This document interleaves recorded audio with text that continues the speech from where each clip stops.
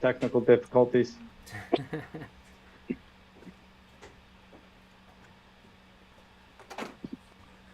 Did it run? Here it goes. There we go.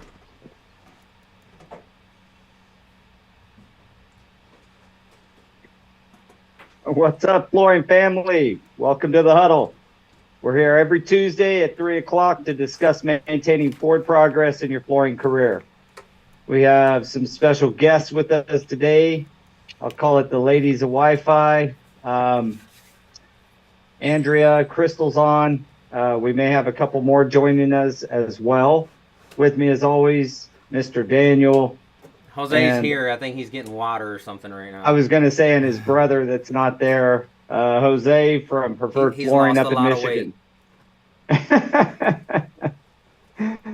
So today what we're going to go through is, women in flooring. It's been a topic here on the Huddle before, and I'll introduce our guests here and let them tell a bit about themselves. Andrea, you want to kick us off and let us know a little bit about you? Sure. Andrea Blackbourn, and I'm here in Dalton, Georgia, the carpet capital of the world. And I am the executive director of the Floor Covering Industry Foundation, and I am a board member on the Women in Floor Covering nonprofit. Awesome. So that's what Wi-Fi stands for, Women in Floor Covering Industry? Yes, Women in the Floor Covering Industry, yes. Awesome. Shannon, welcome to the Huddle. Would you like to kind of tell us a little bit about yourself? Sure. My name is Shannon Vogel, and I'm the owner of a social media company called Reach Social that specializes in the flooring industry. And I'm on here today because I think we're going to talk about mentoring. And Crystal Sims is someone that I've been mentoring for a little over a year now, and excited to have this conversation. Awesome. Crystal, welcome. This is not your first trip on the Huddle, but you want to chime in and say hi to the guests? Hi. Sorry, I'm still on a job site right now. Yeah. Like a true warrior. Yeah. Show us the job Crystal site. Sim. Are you embarrassed about your Show you the job Are site? you Yeah. embarrassed about your coworkers? That's why you don't want to have them on video. They could probably have their butt cracks hanging out. They're flooring people. That's par for the flooring industry. It's a standard issue. The mess right now. Crystal's We're getting ready to clean up. taking us on Exactly. location. Okay, sorry. You can introduce yourself Basement. now. I feel Awesome. like Well, thank everyone you, already knows Crystal. me. So a little bit about Wi-Fi, maybe origin story. How did this come to be? Yeah. So Emily Finkel, who some of you may know, she is a design professional in the flooring industry and had a long career at Shaw Industries, and then retired and started her own curated collection of flooring and interiors called Emily Morrow Home. And then she recently has taken a position as a vice president in the design area at Engineered Floors. But Emily started Wi-Fi, was her idea, and I think their first conversation was with Tanya Kern, who's one of our friends that's an editor of Floor Trends magazine, and they were kind of the first two that was like, we should start a nonprofit that can really pull women together and provide opportunities for networking, education, and really highlight flooring as a fun and engaging, profitable career for women. And from there, they started to recruit people to join the board. I had known Emily for several years because we both are from the Dalton, Georgia area, and worked with her on a previous nonprofit and women's group for a different non-industry nonprofit. And she invited me to join the board along with several other women, and we started working on putting together the organization, its structure. It's 501c3, And the rest is history, I guess. So it's a nonprofit to promote women in flooring of all different areas, from like crystal installer to some manufacturing reps and possibly even tech reps, and just women in flooring in general, correct? Yeah, retailers, distributors, all across the industry. Awesome. And you guys have a mentoring program within Wi-Fi. Is that also correct? Yes, we just launched our first cohort of a mentoring program. It's in an adult to adult match. So it's centered around professional and personal development. I think for me, when I think of mentoring, I always think of like big brothers, big sisters, like you're going to have a fifth grader you're going to go eat lunch with. This is not that. This is an adult friend. And that's why I was so glad Shannon was able to get on to talk about her relationship with Crystal. But I think that we've had a lot of interest. The form is live on the Wi-Fi website, so you can sign up to be a mentor or a mentee. It's a 6-month match. And as part of the intake process, you can specify your skills that you have to offer, what you think that others could glean from you. And then if you're a mentee, how you would like to grow professionally. And so we have a committee. And so do you match on the skill of the mentor and the need of the mentee? Yes. Well, you're on the right podcast. That's what we do at Go Carerra with flooring installers. How about that? Oh, well, that's cool. There we go. That's with the rise of some, I'd say, awareness that people like Crystal have brought to our industry, that it's a viable profession, whether it's installer, running social media for dealers or companies. It sounds like a really good opportunity for women to get guided through the process of maybe this industry in a creative but also very rewarding way. So Shannon, you want to give us some background to how you met Crystal and how that all came to be, and you're a mentor for Crystal? Yeah, so it's kind of a cool story. I was asked to be an ambassador for Tice at a newcomers meeting, and I came in, and I think Jose actually started the conversation and planted a seed, and then Jim Aaron from FCEF and I started talking about, we had some things in common being from South Carolina, and something just sparked where Daniel was the third piece, and he said, you really should go meet my sister. I feel like there's some synergies there. And Crystal was about to do her competition the next day, and she was struggling a little bit with public speaking and, just all the things that we struggle with, being seen in public and being heard and using your voice. And just the stars aligned. And I was like, girls, sit down a minute. I got 10 things I'm going to tell you right now. If you remember 2, you're going to do better than you did before we had this conversation. I don't know where this is going. So I gave her all of these tips on public speaking and just whatever was in my heart at that moment. And she just looked at me and she goes, my brother told me I need a mentor, and I think you're the one. Would you be willing to be my mentor?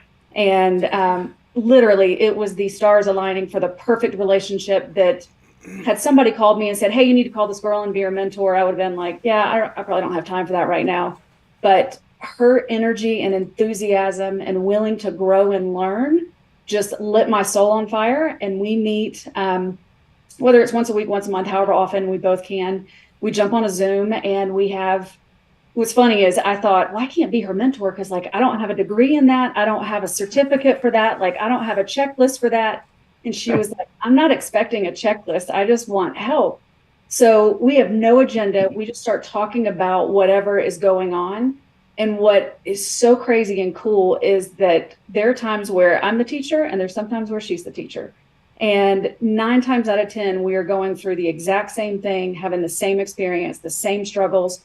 We're different ages from different states. We do completely different jobs in the industry, but we have so much in common. And just watching her growth and progress and how fast she learns and has evolved, I'm in full support of the Wi-Fi mentoring program and anything that I can do to contribute to that process, because watching how much Crystal has grown and how much I have grown from Crystal's experience is, I mean, it really is one of the greatest joys of what I do.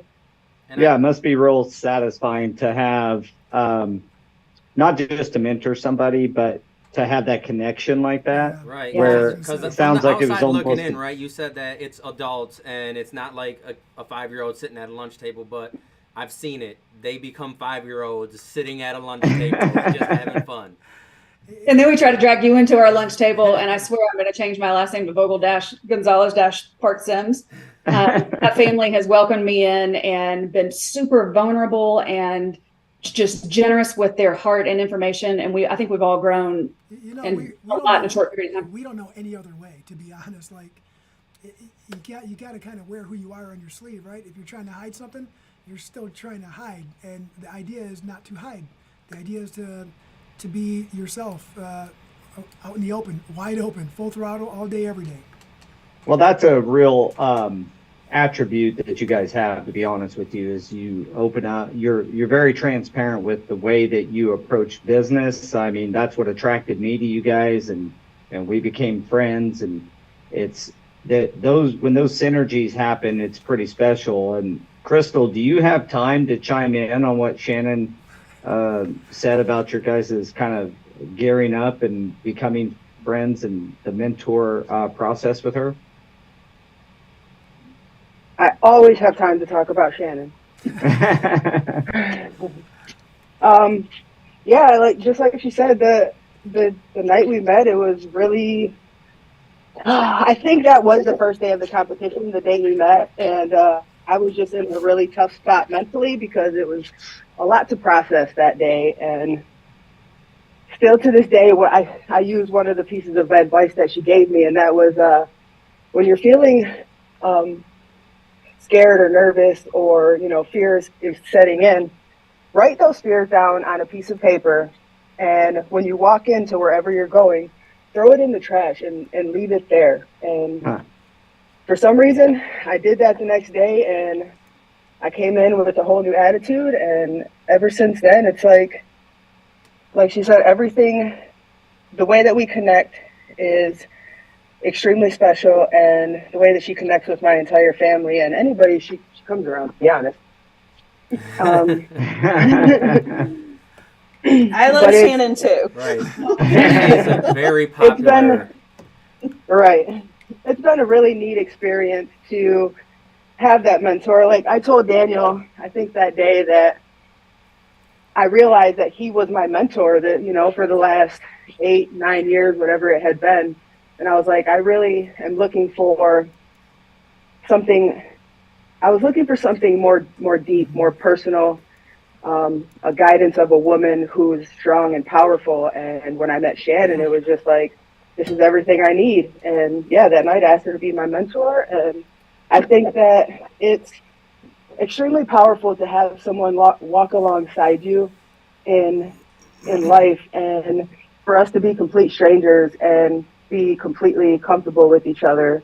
It's been really life-changing for both of us, I would say. I can't tell that you guys were ever strangers, to be honest.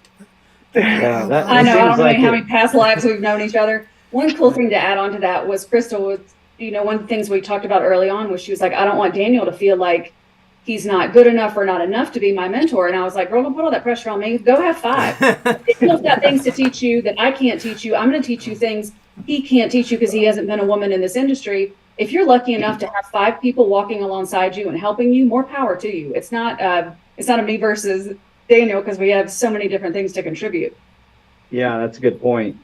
Many times, just as a note with mentoring, I went through different business coaches and different mentors myself, and oftentimes having a couple, I had a mentor teaching me how to copyright because I couldn't write an email to save my life in my mid-20s, and I was growing my business, and so I reached out to someone who teaches copywriting, and they had a very specific skill set and a very specific way of teaching me that. Point is that often we need more than just, that one point of view or that one angle. And I would assume that in being a woman in the construction field, flooring in particular, that comes with its own bit of challenges. Can you guys speak to some of those challenges that you faced and how you overcame them? Ooh. Y'all turn me loose. I'll get on this one. Well, you've only got like 15 minutes, so Yeah, I got to jump in a minute. If you want, I'll start. Go ahead. So I started in flooring in a family business in a small town, and I'll never forget things. And I am not bashing guys at all. I am team, I'm all friends with guys. I'm not putting anybody down or put anybody in an off light. But I had a rep come in and I said, hey, I've got this big commercial project. I'm really proud of it. It's a ton of square footage. It was a great product. I wasn't beating them up for price. I was just like, I need my price. And I thought, well, that looked kind of high. So I go to my father, who I was not allowed to call dad. I had to call him Steve because no special treatment. Because, if you're in a family business, it's twice as hard. Yeah. Try to be a female family business with, all men in your family. And the rep gave my dad and my ex-husband a better price than he gave me.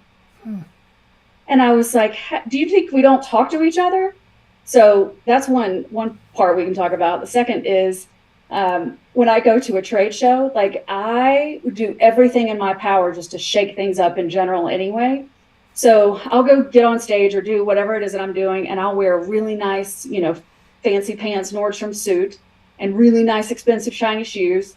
And then I'll start talking, and then I'll take off my jacket and people see my tattoos, and then they see my funny colored hair, and then they honestly look at my chest and they can't reconcile what's happening, and they start talking to me differently.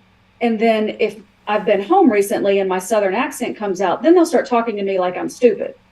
And it is my superpower to flip it around and just say like the most intelligent thing I could possibly muster to come up with, and then literally watch their brain not be able to reconcile what's happening. So the whole idea of talking to me like I'm less than or dumber because I'm a woman just makes no sense. Especially, I've got 25 years of experience in this industry, and I've done every job there is except being a rep. I know my shit.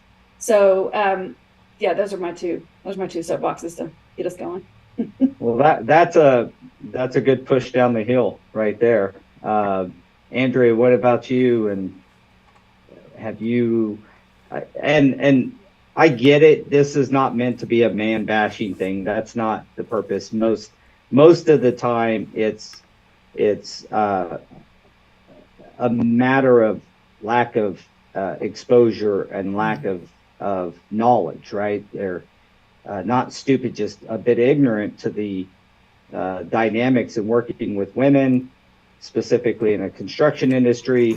We have a lot of general contractors over the last 15 years. You have a pretty good chance of having a female project manager or a female project engineer, or even superintendents. But so I feel like that the path is getting better on this, but a lot of that still happens.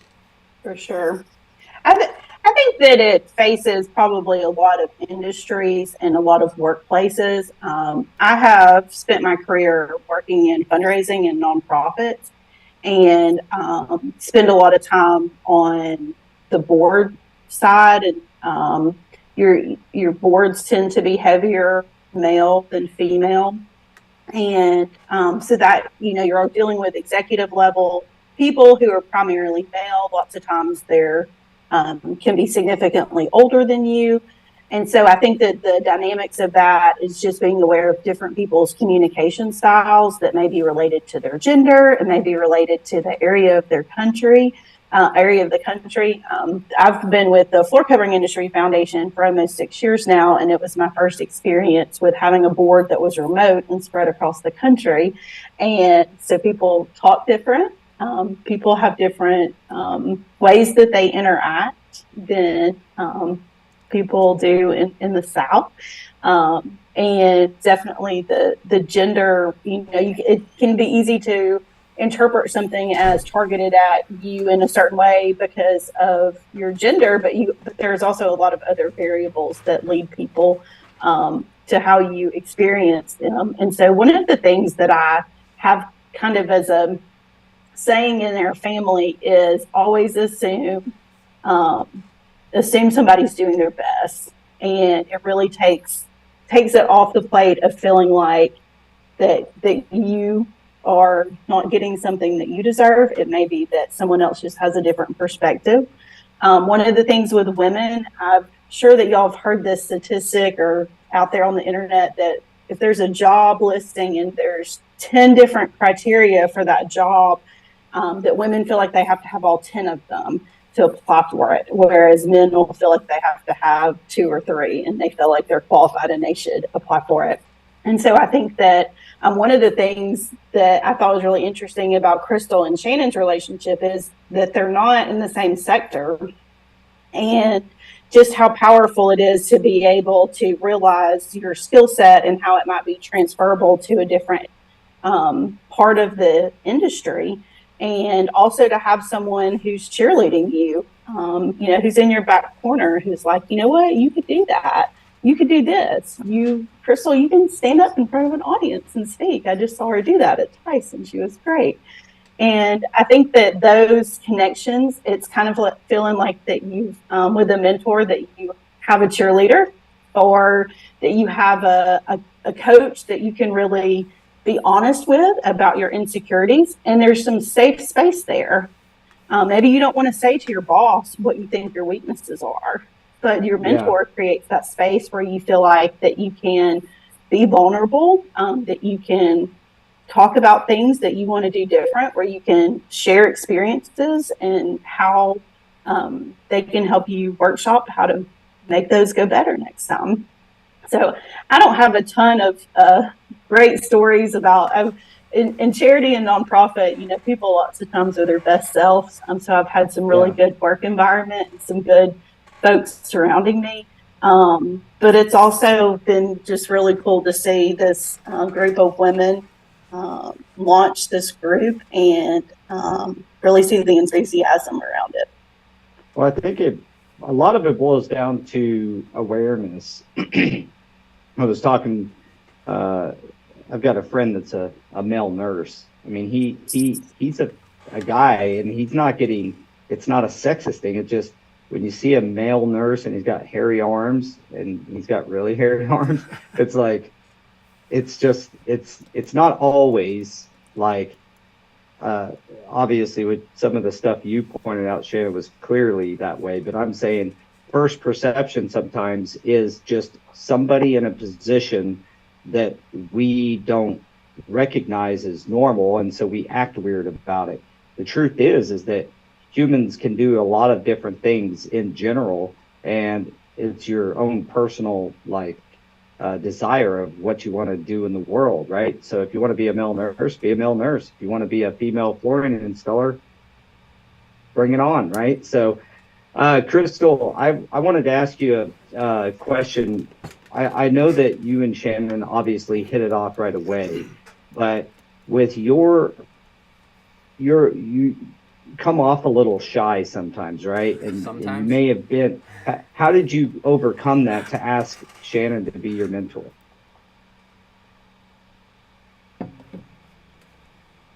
I believe that would have taken some courage. It did, and I was extremely nervous and I was shaking, but where that's where I needed growth. And so I can't grow if I'm scared to even ask those simple questions. And that's definitely something she's shown me. Well, shyness does run in the family, so sorry. Yeah. We've actually established that I'm extremely introverted, which I didn't even know, surprisingly. But even those first couple meetings that we had together, I was a little bit hesitant to be myself, I guess, but lost that pretty quick. Now I'm just crazy. I think she would agree. Crazy, amazing. It's cool when we do video calls and you'll watch Crystal get a light bulb, and then when she gets her notebook out and she starts writing it down, I'm like, that sat with her, that resonated, that's going to come back, let's keep working on that. And one of the things that we talk about when she gets one of those light bulb moments is the world's going to give you a lot of practice opportunities once you're open to that lesson that you're about to learn. So this is not all fun and games. It's not all easy. It's not all, sunshine and rainbows. It's hard work, but that hard work is paying off. And really, I think, like I said, her growth is just incredible to watch. So right there, Shannon, you said the hard work, right? And I just kind of want to add a piggyback off of your guys' interpretation of being a woman in the industry. Is it almost sounds like history just keeps repeating itself over and over, right? When you come from the times when segregation was coming in and people of color were coming in, because I didn't live through that part, right? I was on the back end of that for sure, 80s. But coming into the flooring industry for me was kind of the same. It wasn't in the same instance, right? But we still had to face diversity coming in, because I wasn't respected as a leader. I wasn't respected as the guy running the crew, because I was a Hispanic male, and usually people of my demographic didn't speak English and they were doing drywall. They weren't leading crews of guys twice their age and actually better than them. So it was different coming in. So I think even from now into the next 20 years, we're going to have to start over with another demographic coming in and being the first and being the first group to establish themselves and set precedents the way that women are starting to do. I don't want to say women have been doing it for years, but now it's like everywhere. If nobody's got their own individual platforms to speak their voice and to stand up for one another, then I think that's weird to me. But just so you guys know, I think we're going to keep repeating this, and I love. Yeah, and well, maybe not as much as you think. If we can start thinking like Andrea just spoke, which is assume that people are doing their best work, and assume the good first. Like assume that it's a good male nurse. Assume that it's a good female people installer. Just have to be Assume more open-minded, right? They have to be more open-minded, because even at ties, when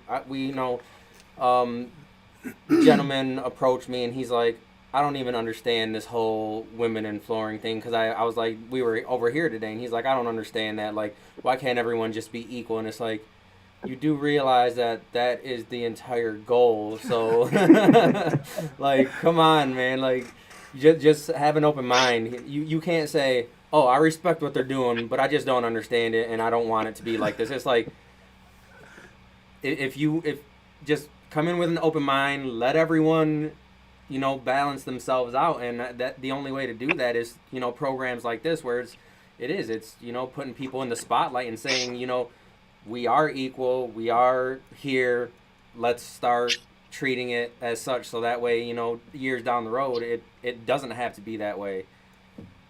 Yeah, it addresses the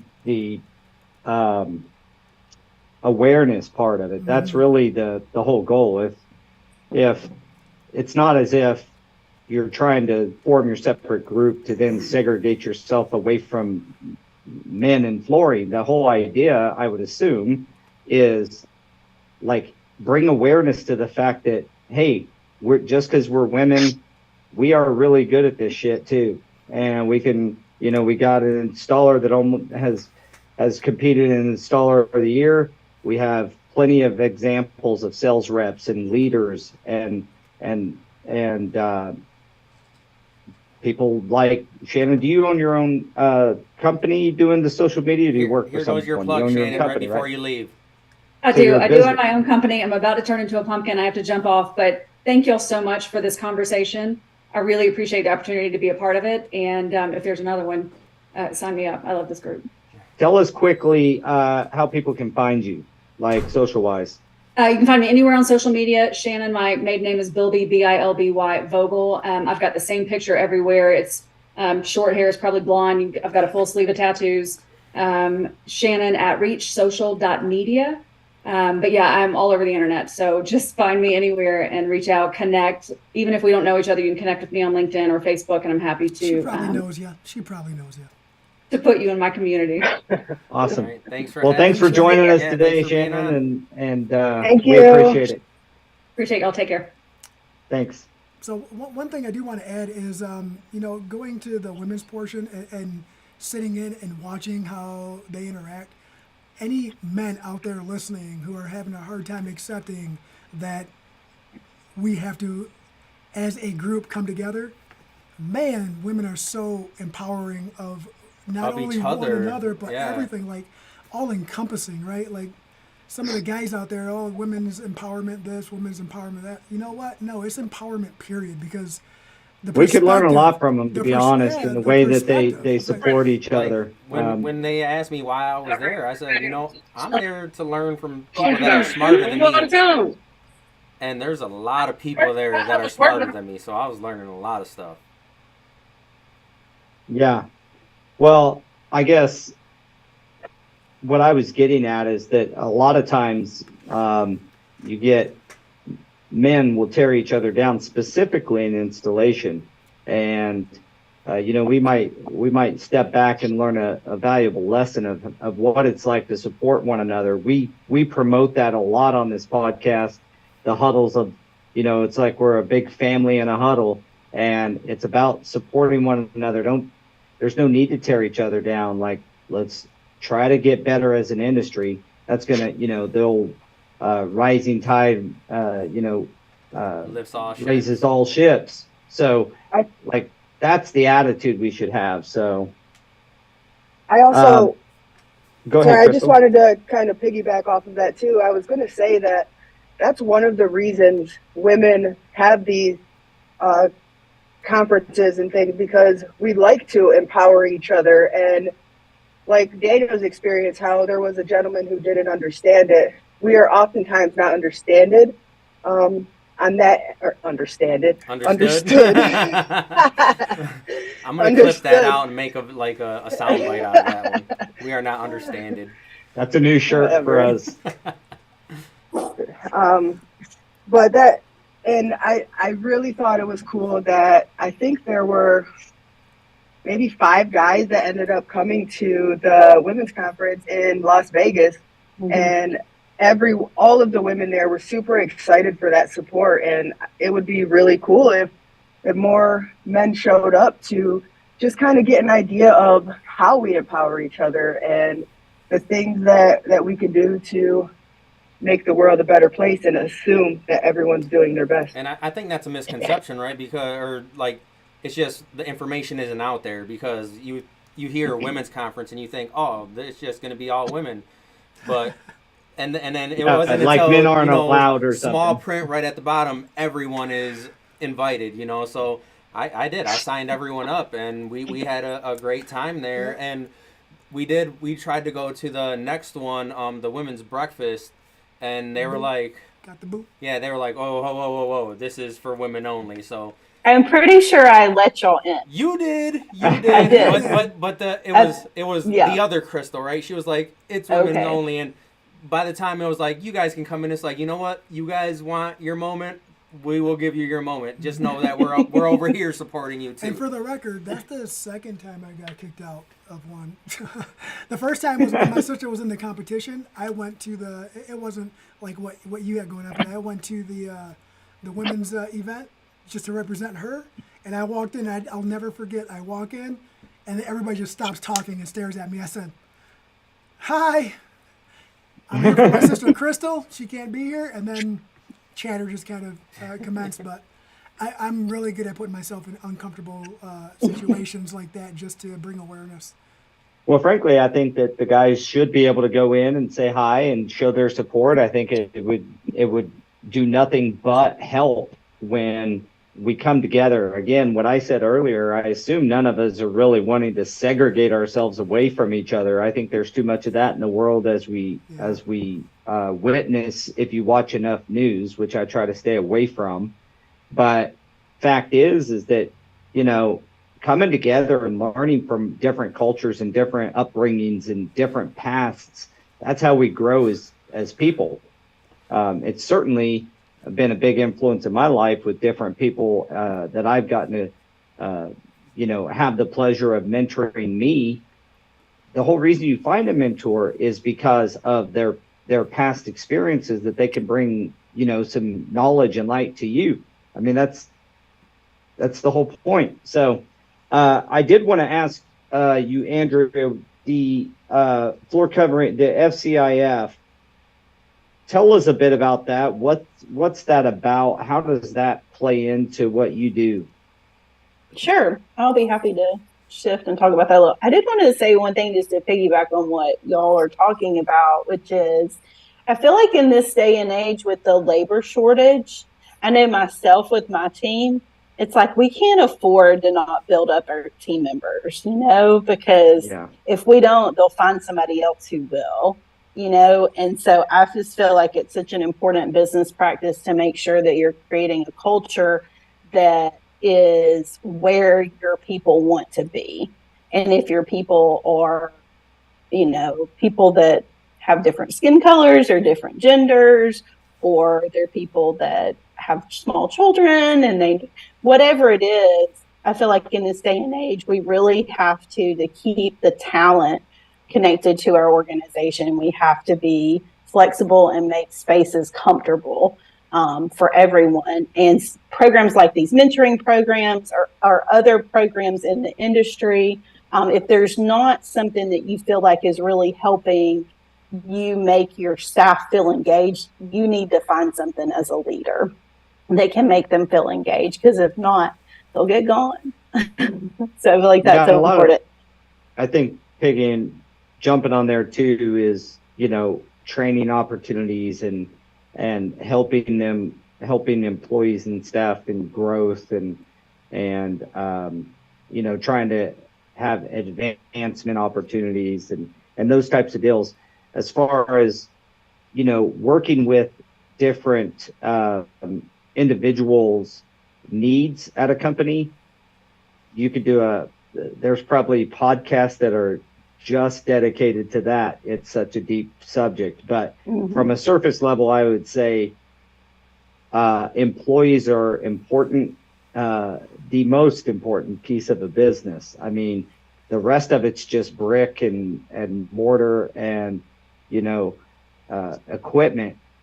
It's the people do have to, they're the ones that make the wheels turn. So, I think that all that's important as well. So kind of related to your employees and thinking about how you can help people with whatever is going on in their life. So my day job is that I work with the Floor Covering Industry Foundation, and it's been around for 41 years. And it is a 501c3 that was started to help people that have catastrophic medical conditions who work in the floor covering industry. It can also be their household family members as well. And we have 3 criteria for assistance. The first one is your serious medical condition. It could also be an injury that takes you out of work for a couple months. Could be that you have a child that was born with disabilities and you need medical equipment or special therapies. We help a lot of people that have late stage cancer. Sometimes families have an elderly parent that's now living with them, and maybe they need a bathroom made handicap accessible. Or it could just be that their medical condition has caused them to not have the same income that they'd had before, and now they can't afford their medical treatments. And so maybe we're helping provide medical care or even helping pay people's rent or mortgage. So all kinds of different things. So the medical assistance, the medical piece is the first criteria. The second one is that you have to be financially stressed. And we don't go by federal poverty guidelines, which is what a lot of nonprofits do. Instead, we look at the actual situation in the past 2 months for the family. And if their expenses are higher than their income, then we usually can help them as long as they don't have a lot of other liquid assets. And then the third criteria is employment in the floor covering industry, which has to be 5 or more years.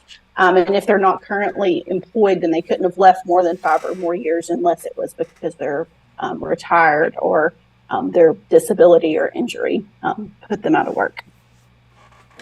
So does this apply to 1099 installers that may have, that's how they operate in the flooring industry? Sure. May not have health insurance, maybe not. Sure. Okay. And this is something that awesome. I don't think a lot of people really know about, right? I'm like, for my birthday was in November, and Facebook asks you, do you want to have people donate to a cause? And I'm like, yes. And that's my first thought was the FCIF. So I put it on there, and there was actually, I think I got over $300 donated by people. I remember that. And it's like that kind of stuff is awesome. And I think a lot of them were actually in the industry. So it's like, not only are we coming on here talking about the industry and saying, you know, support each other, we're donating and supporting each other that way too. And we just have to get the word out, because I think a lot of installers, they wait too long, right? And it's too late. And it's like, if you know about it right now, you have to set your pride aside and know that, hey, I need help, and this is an organization that could help me out. Yeah, For sure. tell us how does it, obviously you kind of gave the criteria. How does it work? I'm an installer. I have an injury that's going to prevent me from doing my job for the next, 2 months or something. I go to a website. Sure. So our website is the acronym for our organization. So it's FCIF, for Floor Covering Industry Foundation.org. And we have an application, which is a longer form, and then we have an inquiry form, which is a short one-page document. And that's the best way to start a conversation with us, so that we can learn more about your situation, see if you probably will be a good fit for the program. That way we can make sure before you go through all the trouble of filling out a long form and sending in all of your supporting documents that we feel like that it's going to be a good fit. And then we review your, income and expenses, medical bills that you have, and verify your conditions and your employment. Most of our grants are for 6 months, and then they can be renewed. And so your grant would specify, all of them are different. Most commonly it's for medical care. So it would be a check for you to pay for your doctor bills, and it could be yours that we anticipate coming, or lots of times people are behind at the point that we get involved. So they're to help make payments on existing medical bills that they have. And then after 6 months, you could turn in your paperwork showing that you spent the grant as intended, and then you can reapply for us. So it's awesome. So we'll a pretty big program. We'll add this to the description when we post this on YouTube for the FCIF.org. Is that correct? Yes. Okay.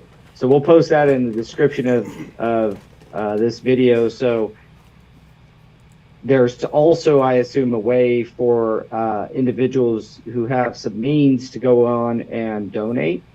Sure. Yep. Okay. We raise just under $1 million every year, and we have donors that are individual people just like us, to large corporate donors that are manufacturers, that are trade media, distributors, people all across the industry. And so whether it's, you can give $50 or you can give $5,000, every little bit helps and is going to turn around and impact a family that's part of our flooring family. Do you have a number of, an average or an approximate amount of families that you guys help a year? Yeah, I think that I didn't look at it before I got it on the call. I know we had close to 150 families apply last year, and probably a little bit under 100 that we've helped. So people apply with us that, don't meet the qualifications for whatever reason. Our average grant that's paid over 6 months is around $9,000. So that's going directly to a family. Wow. So it's pretty impactful. So while we, Sure. Don't help thousands and thousands of people, the families that we do assist, we're really helping them in a pretty financially transformative way.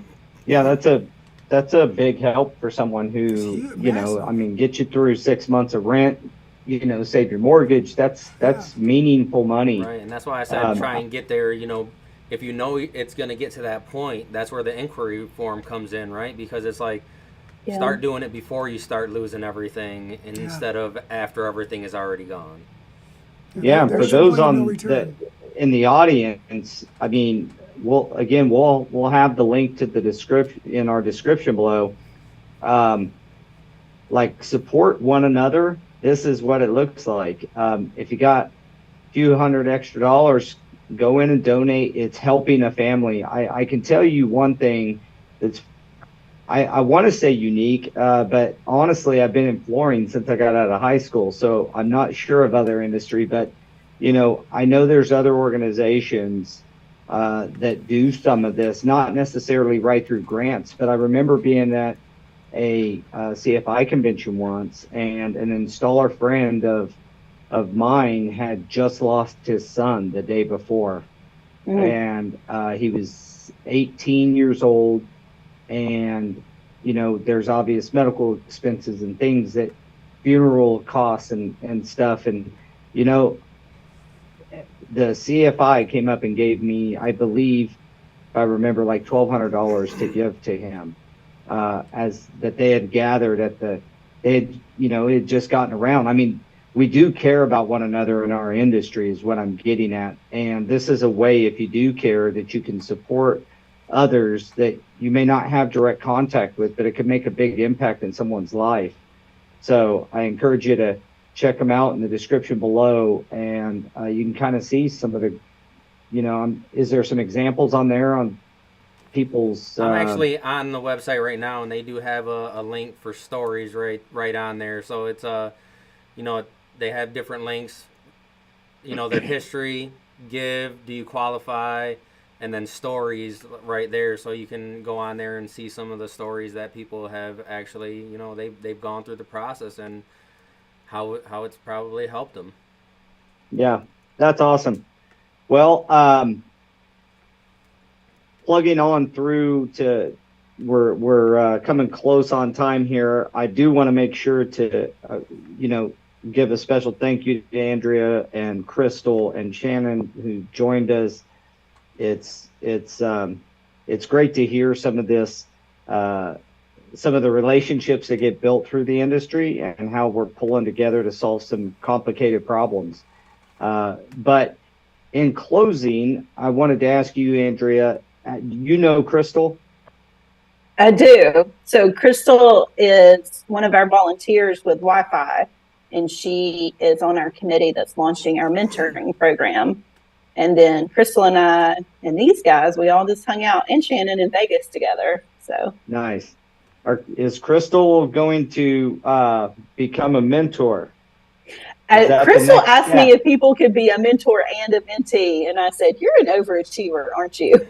You want to do both at the same time." She's taking notes and transferring them down. Look, that's what it's all about, though. I think. Yeah.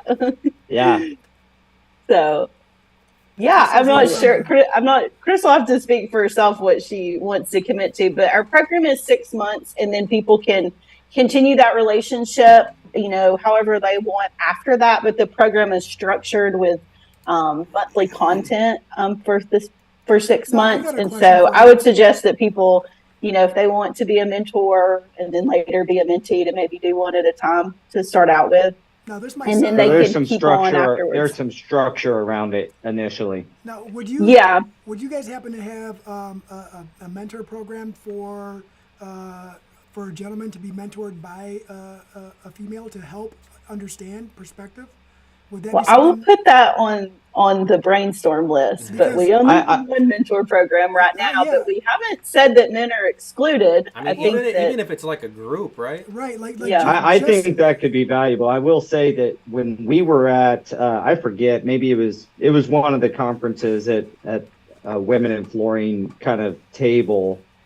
A lot of guys don't know how to even interact, and it's not that anybody's trying to be sexist or anything like that. It's just like, how do you approach different scenarios? I had posted the problem to the table, like, well, how do I run ads without, if I want specifically women to come in to my company and become installers, how do I run ads without coming off sexist in the very first place? Yeah. And so they address that. It's those kinds of things, maybe not a mentor-mentee situation, but at the least almost like our message to the industry, at the end of that 6 months or something would be cool for people like me that, I still need to learn.